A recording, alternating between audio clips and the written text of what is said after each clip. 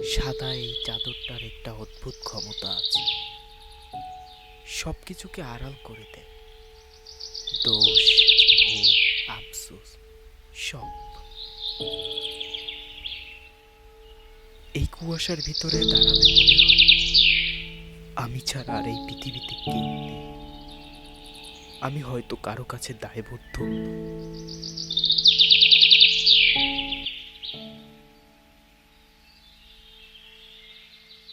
এই সাদা অন্ধকারে নিজেকে হারিয়ে ফেলছিস বুঝি? হারিয়ে তো গেছি হিসাবে। কুয়াশাটা তো শুধু সেই নিখুঁত সংবাদটাকে চারদিকে ছড়িয়ে দিচ্ছে। করাটা চিনি কম, তোর মতো তেতো।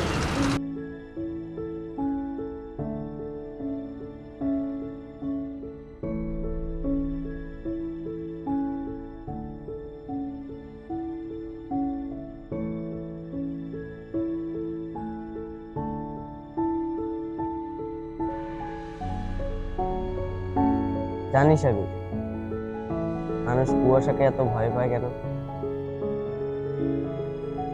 কারণ মানুষ নিয়ন্ত্রণ হারাতে ভয় পায়। অথচ জীবনের সবচাইতে সুন্দর জিনিসগুলো কিন্তু অস্পষ্ট থাকে।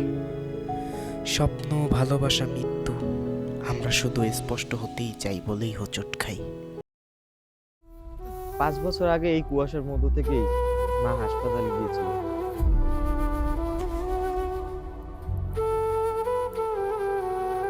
কুয়াশা কেটেছিল, রোদ উঠেছিল, কিন্তু মা আর ফিরেনি সাগর।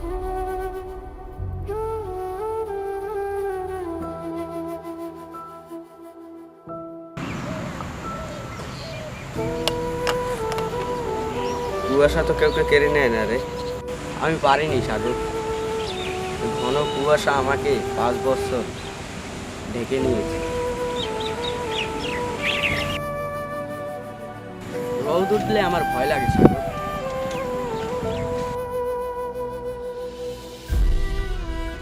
মনে হয় রোদ আমার সব ক্ষতগুলো দেখিয়ে দেয়।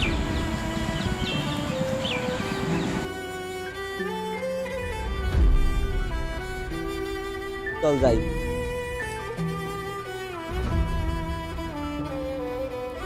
কুয়াশা কোনো পদ্মা নয়, কুয়াশা এক নীরব অপেক্ষা, কখনো রোদের জন্য, কখনো নিজের ভিতর থেকে নিজেকে খুঁজে পাওয়ার জন্য।